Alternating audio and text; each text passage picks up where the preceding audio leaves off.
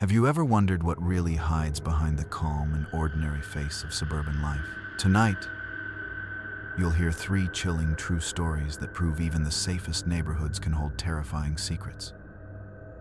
From strangers appearing where they shouldn't, to masked figures lurking in the dark, to the kind of mystery that will leave you questioning what's real. These accounts are not fiction. They happened. Stay with me until the very end, because each story is more disturbing than the last. And don't forget share, and comment which story unsettled you the most.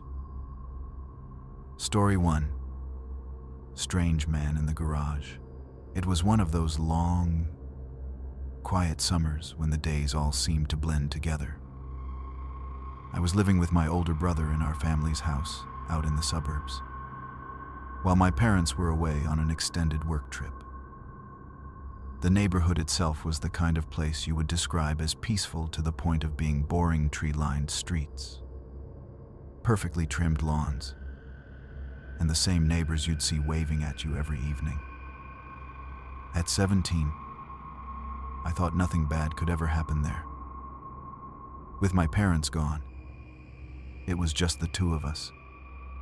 And honestly, we were enjoying the freedom. We stayed up late, ordered takeout, and spent entire nights competing on the game console in the living room. One particular evening, as the glow of the television lit up our faces and the sound of gunfire from the game filled the room, something strange happened. The hum of the air conditioner was broken by a low mechanical sound.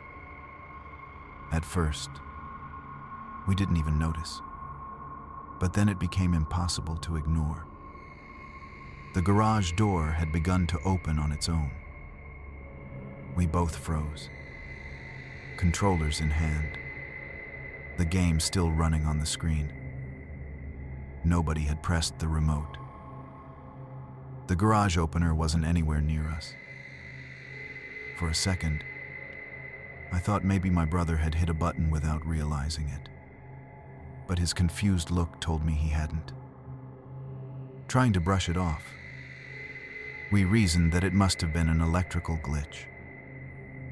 After all, the house was older, and the garage motor had made weird noises before. But the way the door had risen slowly, smoothly, like it was responding to someone's command, it didn't sit right with me.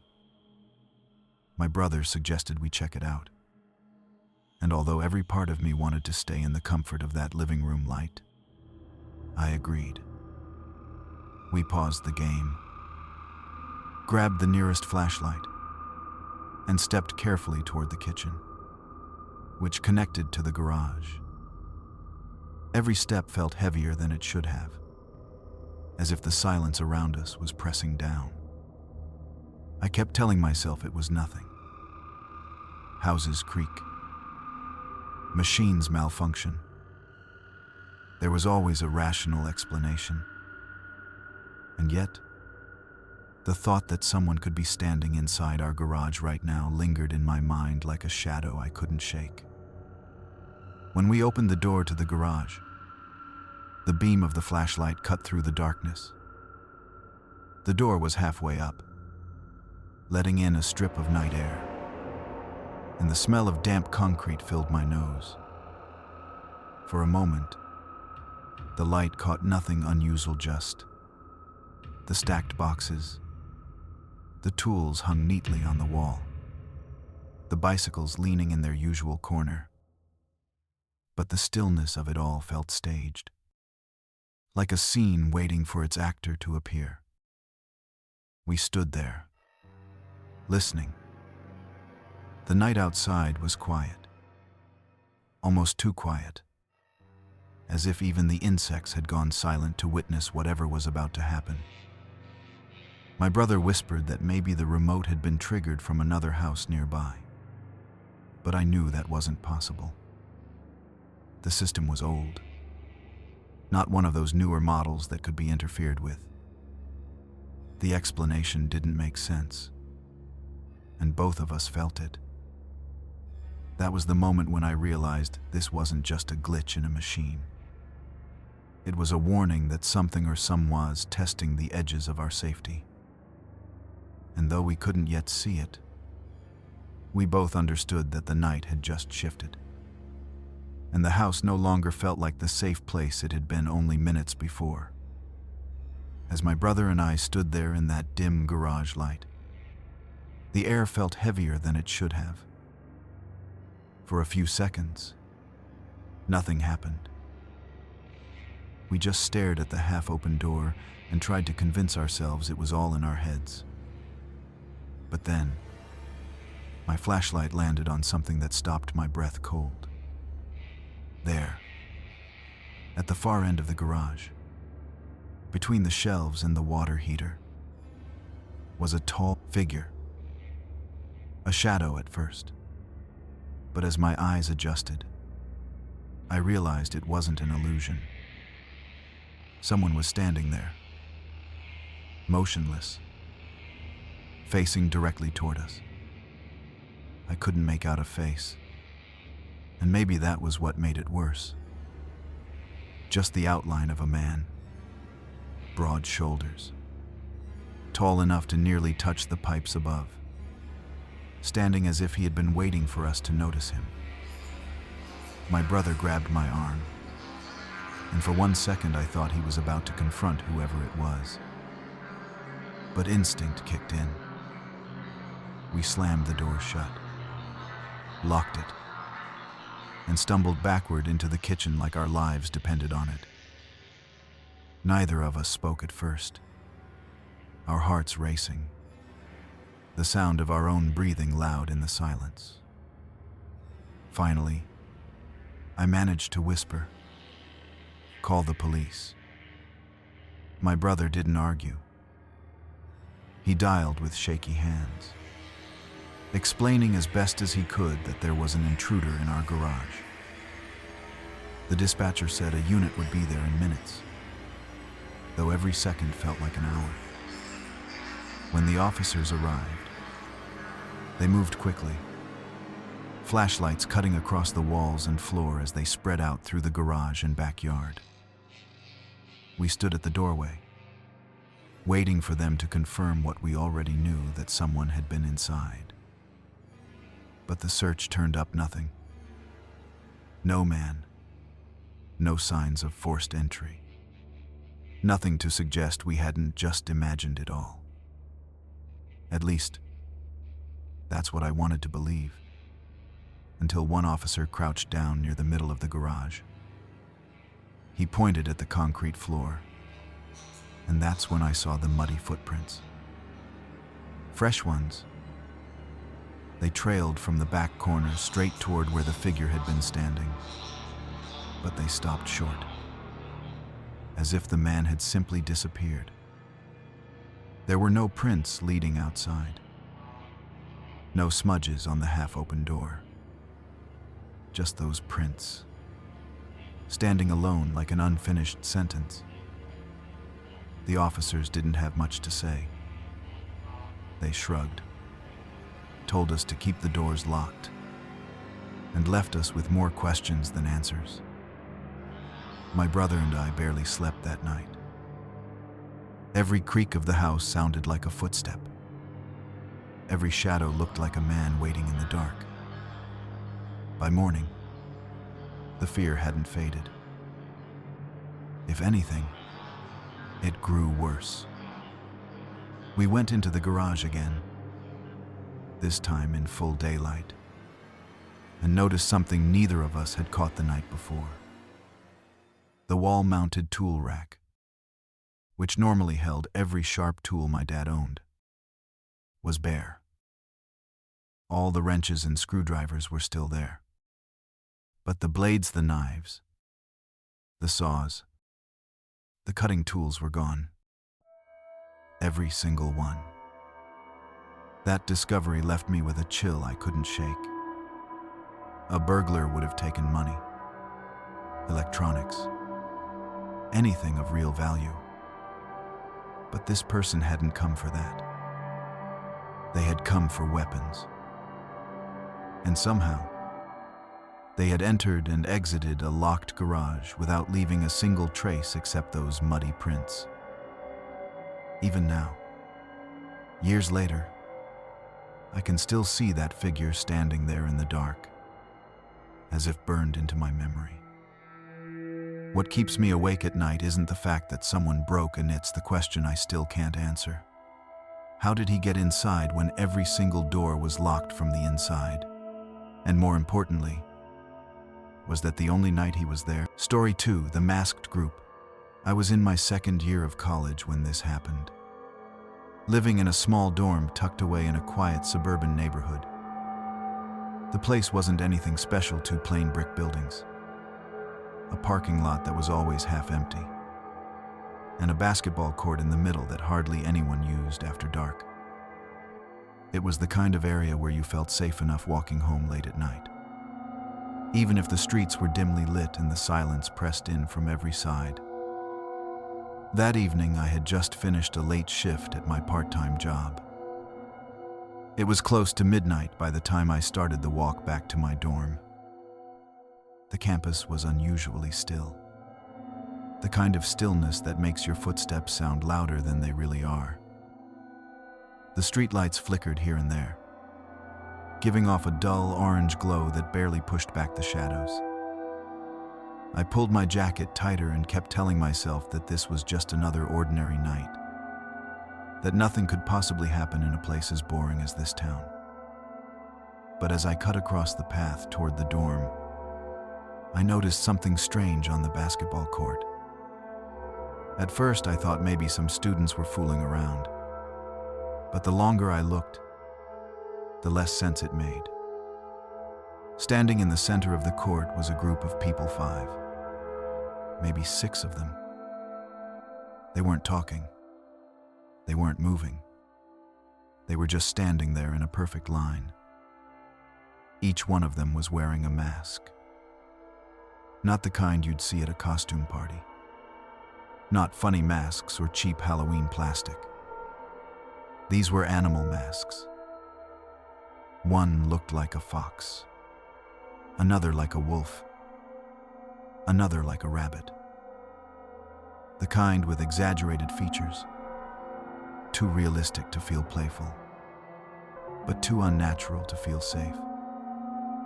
I slowed down, unsure whether to keep walking or turn back. There was something unsettling about the way they all stood there, shoulders square, faces pointed straight at me. They didn't shift their weight. They didn't glance at each other. They didn't whisper. Just silence. And that silence seemed heavier than the night itself. My first thought was that maybe it was some sort of prank, or an initiation for one of the fraternities. College kids do stupid things all the time, and I had seen my share of hazing rituals. But even that theory didn't fit. If it were a joke, someone would have laughed, or at least moved. Instead, they remained completely still, like statues wearing masks. I told myself not to overreact. Maybe they weren't even students. Maybe it was just a group of bored locals trying to scare people. Still, my instincts were screaming at me that something about this was off. The way they watched Menno, just watched, but locked on me made my skin crawl. I could feel their eyes following every step I took, though their faces never changed.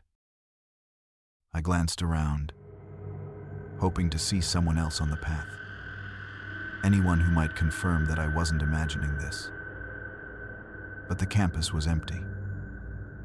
It was just me, the dark court, and those masked figures. For a moment, I considered calling my roommate to come meet me halfway. But my phone was buried in my bag, and I didn't want to take my eyes off them. So I kept walking, heart pounding, trying to appear calm even as my thoughts raced. Why masks?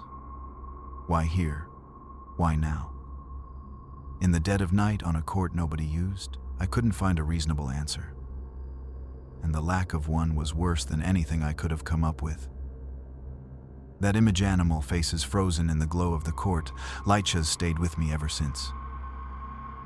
Even now, years later, I can still picture them staring silently across the pavement, like predators waiting for the right moment to move. I tried to steady my breathing as I walked past the court, pretending that their presence didn't bother me. But that illusion shattered the moment I stepped beyond them. From behind, I heard the sudden sound of clappings low, deliberate, mocking. Then a sharp whistle cut through the air, followed by laughter that didn't sound playful at all. My stomach dropped. They were following me. The rhythm of my footsteps quickened, but so did theirs.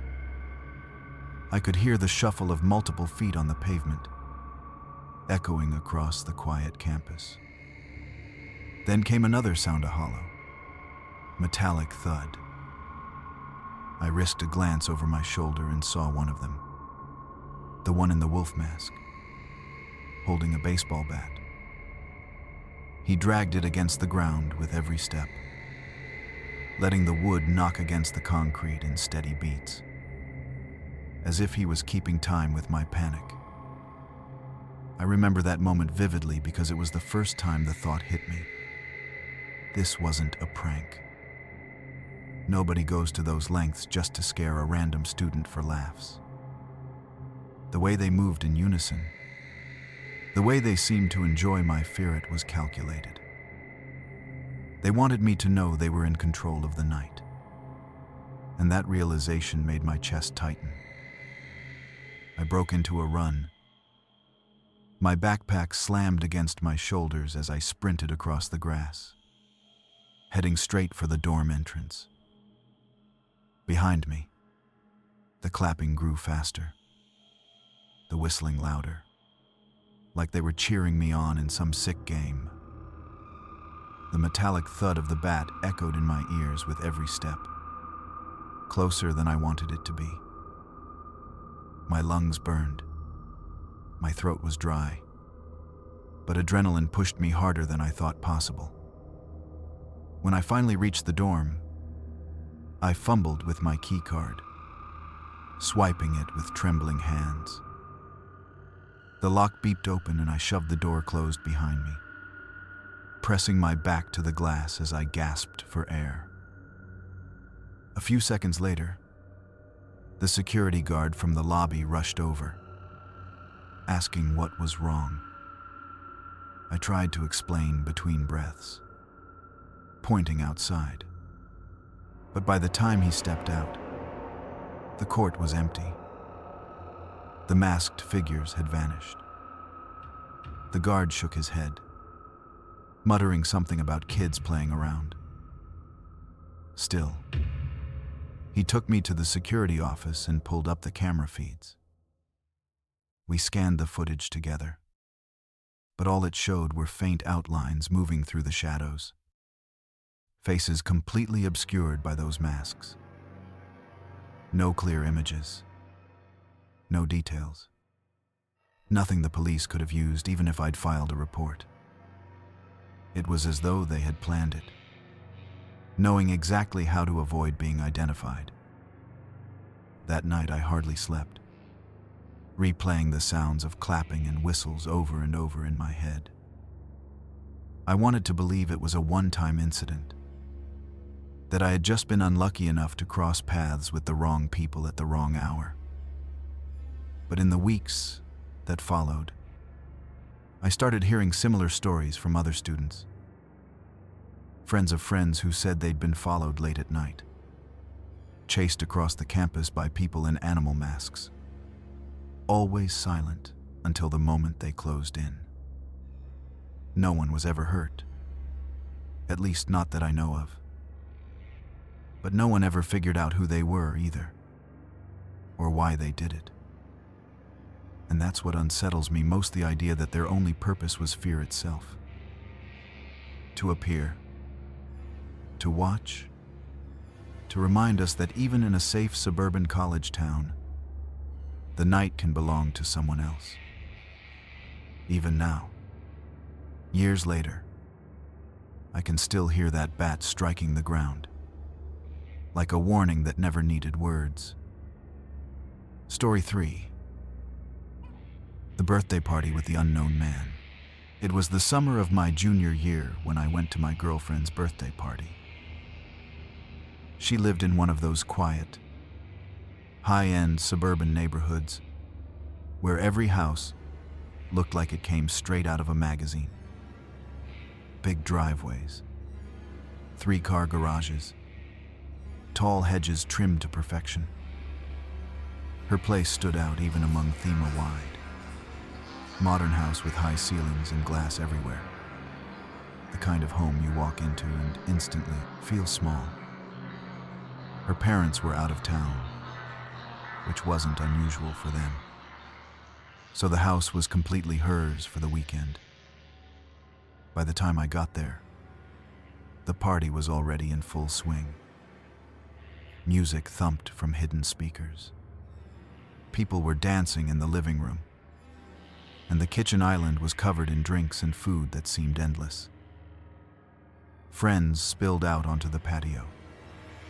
Voices carried through the halls, and the whole place had the chaotic energy of youth set loose. On the surface, it was just another night. The kind of party every college kid remembers years later with a mix of nostalgia and embarrassment.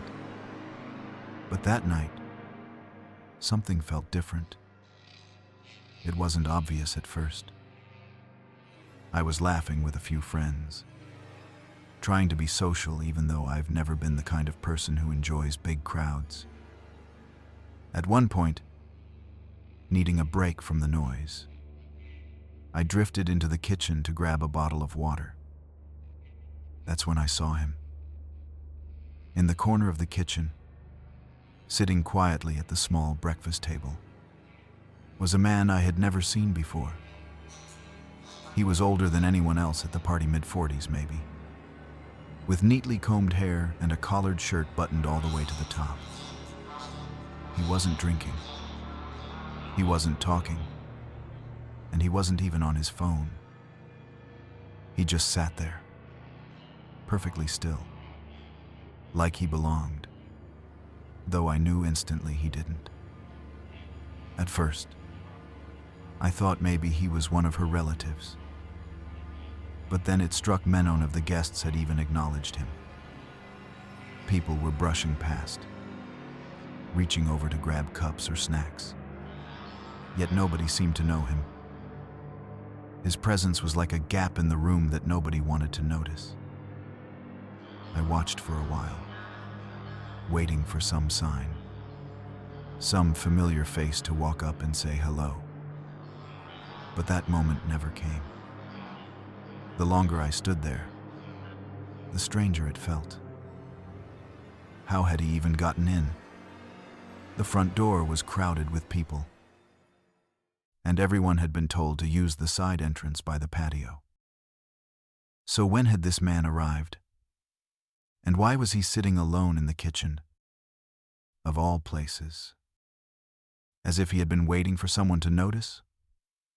I asked around casually, dropping a question here and there. Hey, do you know that guy in the kitchen? Every time, I got the same confused look, the same shrug. Nobody had invited him. Nobody recognized him. That was when the unease really settled in. Because parties can be messy. People sneak in. Things get out of hand, but usually, they make their presence known. This man didn't. He was calm, collected, and deliberate. And that kind of stillness, in the middle of all that chaos, was far more unnerving than if he had been loud or drunk like the rest of us. At some point, I decided I couldn't just ignore him. I walked into the kitchen and asked, as casually as I could, "Hey, do you know someone here?" He looked up at me with a faint smile, the kind of smile that didn't reach his eyes. His voice was calm, almost too calm. When he answered, "I've known this family for a long time." The way he said it froze me. It wasn't just the word "sit," it was the certainty, the confidence. Like he belonged there more than I did. For a second, I doubted myself. Maybe he was right. Maybe I was overthinking. But something in my gut told me otherwise. I stepped outside onto the patio and called my girlfriend's parents, figuring I'd settle it quickly. Her dad picked up, groggy and irritated, and I asked if they knew a middle-aged man who might have shown up at the house. There was a pause, and then he said firmly, "No. We don't know anyone like that. Nobody was supposed to be at the house tonight except you kids." His tone was sharp, the kind of sharp that made the hairs on the back of my neck stand up. When I hung up and walked back to the kitchen, the chair in the corner was empty. The man was gone. At first, I thought maybe he had blended into the party crowd, but a sweep of the living room showed no trace of him. The music was still loud. People were laughing and dancing, but the stranger had vanished like he had never been there. That was when I noticed the back door was wide open, swinging slightly with the night breeze. On the tile floor, just beyond the threshold, were wet footprints. They led away from the kitchen, across the patio, and into the narrow alley that ran behind the house. I stood there, staring at them, trying to make sense of it. No one else around me seemed to care. To them, it was just another chaotic party. But I couldn't shake the image of that smile, or the way he said he had known the family for a long time. The next morning, the house was a wreck. Bottles and cups everywhere. The usual aftermath of a party. But one detail stood out. A detail so specific it made the whole situation far more chilling. A picture frame was missing from the wall in the hallway. Not just any frame, it was a family photo. Her parents, her younger brother, and her, smiling in front of the house. Everything else was still there.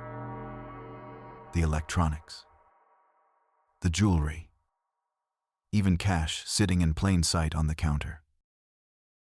Nothing had been touched. Only that single framed photograph was gone.